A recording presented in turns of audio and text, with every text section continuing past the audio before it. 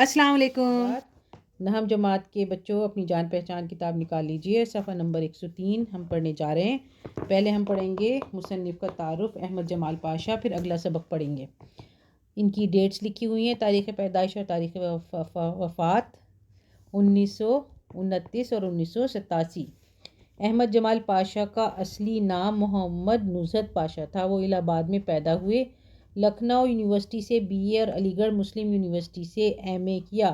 लखनऊ से अवध पंज निकालना शुरू किया, जिसे इसका तीसरा दौर कहा जाता है। बाद में कौमी आवाज़ अखबार के शोबा इदारत से मुंसलिक हो गए। 1976 यानी 1976 में सिवान बिहार मुंतकिल हो गए, जहाँ ज़किया आफाक इस्लामिया कॉलेज में उर्दू के उस्ताद के तौर पर खिदमत अंजाम दी। पटना में इंतकाल हुआ।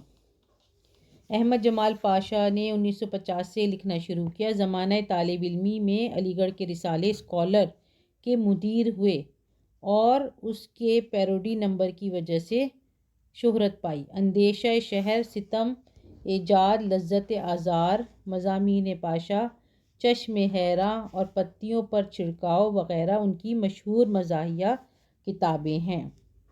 ज़राफ़त और तनक़ीद उनके तनक़ीदी मज़ामीन का मजमूआ है।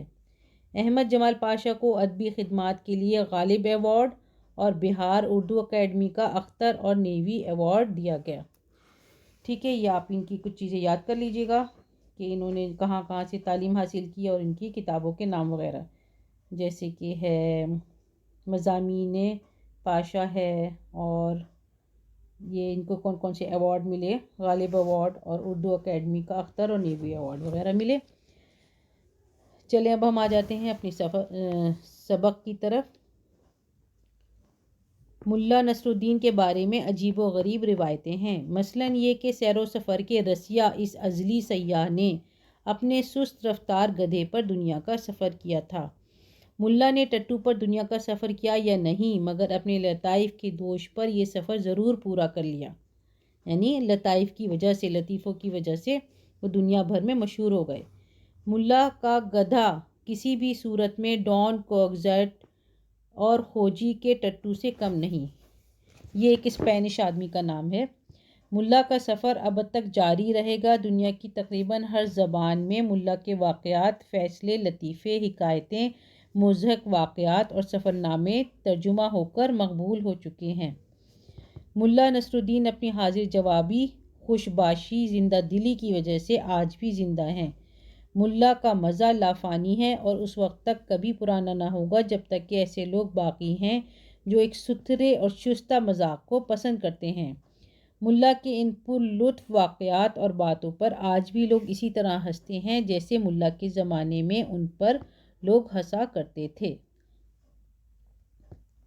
मुल्ला से मुतालिक रिवायात के मुताबिक उन्होंने मुख्तलिफ़ मुल्कों का सफ़र किया था और मुख्तलिफ़ दरबारों से वाबस्ता रहे थे। अक्सर तज़किरों में मुल्ला के तुर्की, ईरान, अरब, हिंदुस्तान, रूस, चीन जाने के बारे में रिवायतें हैं, मगर उन रिवायतों की हैसियत क़यास आराई से ज़्यादा नहीं। मुल्ला कब, किस ज़माने में और किस बादशाह के अहद में, किस मुल्क में रहे, इसके बारे में तारीख़ खामोश है। मतलब ये ऐसा लगता है कि ये एक इमेजिनरी बातें हैं, हमें तारीख़ से कुछ इसका सबूत नहीं मिलता, लेकिन फिर भी ये है कि ये बहुत ज़्यादा मशहूर हैं इसकी कहानियाँ। मुल्ला का बाकायदा घर बार है जो बार बार बसता और उजड़ता है। उसमें वीरानी के बजाय एक चहल पहल और फाका मस्ती है। मुल्ला के बीवी बच्चों से लेकर गधे तक सब इसी रंग में सरशार नज़र आते हैं। मुल्ला हरफन मौला हैं, मतलब उनमें बहुत सारी खूबियाँ हैं। शायद ही कोई ऐसा पेशा हो जिसे मुल्ला ने इख्तियार ना किया हो। कभी वो मौलिम की हैसियत से सामने आते हैं, कभी मिंबर पर वाज़ देते नज़र आते हैं, कभी एक ताजिर की हैसियत से मसरूफ़ नज़र आते हैं, कभी मेमार की शक्ल में मकान बनाते मिलते हैं, कभी दर्जी की हैसियत से कपड़े सीते दिखाई देते हैं, कभी काजी की हैसियत से दोनों फरीक़ों के हक़ में फ़ैसला करते होते हैं, और कभी एक सयाह की तरह जहाँ गर्दी में टट्टू पर सवार नज़र आते हैं। उनकी ज़िंदगी एक मुसलसल सफ़र है। ठीक है, मतलब हम उनके जो वो सुनते हैं वाक़यात, वो अलग अलग रोल में नज़र आते हैं हमें, कभी किसी तरह, कभी कुछ और बनकर, और जो है उनके वाक़यात लोग बहुत मज़े से सुनते और पढ़ते हैं। मुल्ला नसरुद्दीन कोई ख़याली किरदार नहीं, البتہ بے شمار من گھڑت واقعات اس کی ذات سے منسوب کر دیے گئے ہیں۔ ملا کی زندگی میں ایسے واقعات بہت ہوئے جو اپنے انوکھے پن اور ذہانت کی وجہ سے ہمیشہ دلچسپی کا باعث رہیں گے۔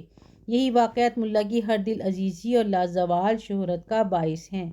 ہر محفل کو گرم کرنے کے لیے آج بھی ملا کی یاد تازہ کی جاتی ہے۔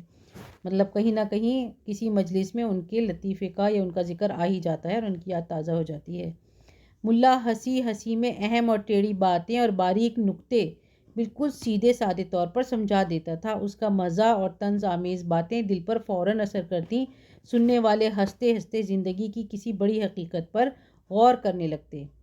ملا نے سنجیدہ فکر کو بیدار کرنے کے لیے کبھی پند و نصیحت سے کام نہیں لیا، حالانکہ ملا نے زندگی بھر صرف نصیحتیں کی مگر براہ راست نہیں۔ مطلب وہ نصیحتیں کی لیکن انہوں نے ایسے ڈائریکٹ انداز سے نہیں کی، ہنسی مذاق کے ذریعے سے اور کسی اور ذریعے سے اپنی بات جو ہے دوسروں کو سمجھائی۔ ملا کا نظریہ یہ تھا کہ اس رونی منہ بسوتی دنیا میں لوگوں کو سمجھانے کے لیے ضروری ہے کہ ان کی سمجھ کے مطابق بات کی جائے اور بات سمجھانے کے لیے ہنسی مذاق کو اپنا شعار بنایا جائے۔ ملا نصر الدین نے اپنے اس نظریے کو اس حد تک عملی جامہ پہنایا کہ وہ خود جان بوجھ کر ظرافت کے اس عمل سے گزرتے رہے جس میں تماشے اور تماشائی میں فرق نہیں رہ جاتا اور ہنسانے والے کی اعلیٰ ظرفی اپنے اوپر قہقہہ لگانے اور لگوانے پر بھی قادر ہو جاتی ہے۔ اس طور پر ملا نے عقل مندی کے ساتھ لوگوں کو اچھی باتیں ذہن نشین کرا کے لطیفے کے افادی مرتبے کو بہت بلند منزل عطا کر دی۔ مطلب جب وہ کچھ بات بتا رہے ہوتے تھے تو اس انداز سے بتاتے تھے کہ اگر لوگ ان کے اوپر ہنسنے بھی لگیں اور ان کا اپنا تماشا بن جائے، لیکن وہ اس کی پرواہ نہیں کرتے تھے، بس وہ سوچتے تھے کہ میری بات جو ہے لوگوں تک پہنچ جائے۔ ان کا نام لکھا ہوا ہے احمد جمال پاشا۔ آگے آپ کے آ رہے ہیں بہت سارے الفاظ معنی، کیونکہ یہ کافی اس میں مشکل لفظ تھے۔ اچھی بات ہے آپ یہ سارے پڑھ لیجئے اور یاد کر لیجئے تاکہ آپ کو سبق اچھی طرح سمجھ میں آ جائے۔ اس کے بعد آئیں گے آپ کے سوال جواب اور جو ہے جملے اور الفاظ متضاد وغیرہ ہیں شاید۔ لطیفے چٹکلے یوں تو ہنسنے ہنسانے کے لیے ہوتے ہیں، لیکن ان کے پیچھے سماجی، تہذیبی اور اخلاقی مقاصد بھی پوشیدہ ہوتے ہیں۔ اس لیے ملا نصر الدین کے لطیفے صرف ہنسنے کے لیے نہیں ہیں بلکہ ان سے ہماری سماجی برائیوں کی اصلاح بھی ہوتی ہے۔ ٹھیک ہے، چلیں آگے ہم دیکھتے ہیں اپنا کام۔ اور ہاں یہ بھی ہے ملا نصر الدین کی شخصیت آپ کو کیسی لگی اپنے لفظوں میں لکھیے۔ آپ نے کبھی ان کے بارے میں کوئی کہانی پڑھی ہو، کچھ پڑھا ہو تو آپ کو بہت مزہ آیا ہوگا، مجھے لگتا ہے آپ دوبارہ سے ضرور پڑھنا پسند کریں گے۔ چلیں اب ہم کر لیتے ہیں اپنا الفاظ معنی شروع کریے۔ روایتیں، روایت کی جمع مانا گیا عام طور پر مقبول، ازلی، ابتدائی، دنیا میں پہلے دن سے یا شروع سے۔ سیاح یعنی ٹورسٹ، سفر کرنے والا، لگاتار دیس بدیس گھومنے والا۔ رسیہ کا مطلب ہے شوقین، سست رفتار، آہستہ چلنے والا۔ لطائف، لطیفے کی جمع، چٹکلے۔ دوش، کندھا، ویسے تو کندھا ہے لیکن اس میں لکھا ہے دوش پر، انہوں نے جو ہے اپنے لطائف کی دوش پر سفر ضرور پورا کیا، یعنی ان کی وجہ سے، ان کے بل پر۔ ابد، جب تک دنیا قائم ہے، یعنی ہمیشہ۔ واقعات، واقعے کی جمع، حکایتیں، حکایت کی جمع، کہانیاں، قصے۔ مضحک، مزاحیہ، سفر نامہ، جس تحریر میں سفر کا حال ہو۔ مقبول، مشہور، فیمس۔ حاضر جوابی، فوراً جواب دینا۔ انٹیلیجنس، خوش باشی، خوش رہنا، اچھا وقت ساتھ ساتھ گزارنا۔ لافانی، ہمیشہ رہنے والا، فنا نہ ہونے والا۔ ستھرے، صاف، شستہ، نفیس، پر لطف، مزے سے بھرپور۔ وابستہ، جڑے رہے۔ قیاس آرائی، اندازہ لگانا، خیال کی بات۔ تذکرہ، کتاب جس میں کسی کا حال درج ہو یا حالات لکھے ہوئے ہوں۔ عہد، زمانہ یا دور۔ فاقہ مشتی، فاقے میں خوش، غربت میں مطمئن۔ سرشار، بے حد خوش۔ حرفن مولا، بہت سی خوبیوں کا مالک، ملٹی ٹیلنٹڈ۔ اختیار، چننا یا اپنانا، سلیکٹ کرنا۔ معلم، استاد۔ واعظ، نصیحت، دین کی بات یا تقریر۔ ممبر، وہ اونچی جگہ جس پر کھڑے ہو کر وعظ یا خطبہ دیا جاتا ہے۔ معمار، مکان بنانے والا۔ قاضی، انصاف کا علم رکھنے والا۔ فریق، جماعت یا پارٹی۔ جہاں گردی، جہاں میں گھومنا، دنیا گھومنا، مسلسل، لگاتار، کنٹینیوسلی۔ خیالی، سوچا ہوا، امیجنری، من گھڑت، دل سے بنایا ہوا۔ منسوب، کسی سے جوڑنا یا متعلق۔ انوکھا پن، عجیب انداز، باعث وجہ، ہر دل عزیزی، سب کی پسند یعنی مقبولیت، لا زوال، کبھی ختم نہ ہونے والا جس پر زوال نہ آئے، بیدار، جگانا، یہاں جملے میں اس کا مطلب ہے احساس دلانا۔ پند کا مطلب ہے نصیحت، نصائح، نصیحت کی جمع، بھلائی اور نیکی کی باتیں، شعار، طریقہ انداز، ظرافت، ہنسی مذاق، مزاح، طنز آمیز، طنز سے بھرا ہوا، تنگ نظر، جس کا کھلا ذہن نہ ہو، قادر، قدرت والا، ذہن نشین، ذہن میں بٹھا لینا، افادی، افادیت سے بنائی، اس کا مطلب ہے فائدہ مند، جلوہ گر، دکھائی دینا، اعلیٰ ظرفی، بڑائی، عملی جامہ پہنانا، عمل کر کے دکھانا، نظریہ، خیال، منہ بسورتی، اداس، چڑچڑی، غم انگیز فضا، دکھ بھرا ماحول، زندہ دلی، ہر وقت چستی اور خوشی۔ چلیں ہم سوال جواب دیکھ لیتے ہیں۔ ملا نصر الدین کے بارے میں کیا کیا روایتیں مشہور ہیں؟ ملا نصر الدین کے بارے میں عجیب روایتیں ہیں، مثلاً یہ کہ سفر کے شوقین نے اپنے سست رفتار گدھے پر دنیا کا مختلف ملکوں کا سفر کیا اور مختلف درباروں سے وابستہ رہے۔ اکثر تذکروں میں ملا کے ترکی، ایران اور عرب، ہندوستان، روس، چین کے جانے کے بارے میں روایتیں ہیں۔ اچھا، اور تذکرہ اس کو بھی کہتے ہیں نا، کتاب کو بھی کہتے ہیں جس میں کہیں کے حالات لکھے ہوئے ہوں۔ ملا نصر الدین کا نام آج بھی کیوں زندہ ہے؟ ملا نصر الدین اپنی حاضر جوابی، خوش باشی، زندہ دلی کی وجہ سے آج بھی زندہ ہے۔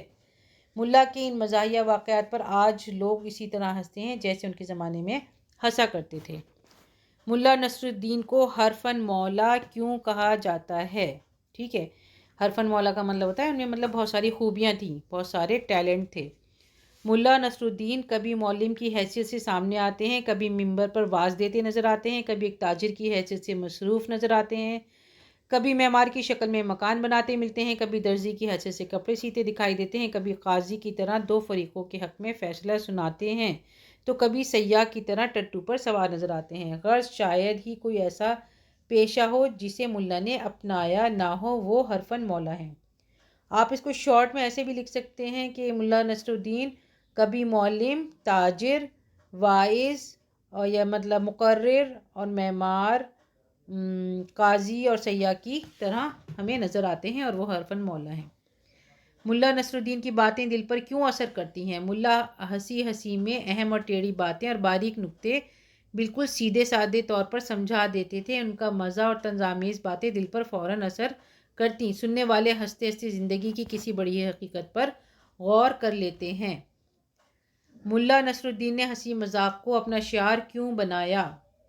ملا کا خیال یہ تھا کہ اس رونی منہ بسوٹی دنیا میں لوگوں کو سمجھانے کے لیے ضروری ہے کہ ان کی سمجھ کے مطابق بات کی جائے اور بات مزاح کے ذریعے دل میں پہنچائی جائے، اس لیے انہوں نے ہنسی مذاق کو اپنا شعار بنایا یا طریقہ بنایا۔ آگے ہیں آپ کے جملے۔ عجیب و غریب، پانی میں اللہ کی بنائی ہوئی بے شمار عجیب و غریب مخلوقات ہیں۔ ہر دل عزیزی، انسان کا اچھا اخلاق اس کی ہر دل عزیزی کی وجہ بنتا ہے۔ آپ کو اس کا میننگ بھی بتا دیتے ہیں۔ عجیب و غریب کا مطلب ہوتا ہے یعنی جو بالکل اسٹرینج ہوں، ایسی چیزیں، اور ہر دل عزیزی یعنی جو سب کو پسند آئے، سب کے دل کو بھائے۔ سرشار، سرشار کا مطلب ہوتا ہے خوشی میں ڈوبا ہوا یا بہت زیادہ خوش۔ جب انڈیا کرکٹ میچ جیت جائے تو ہر کوئی سرشار نظر آتا ہے۔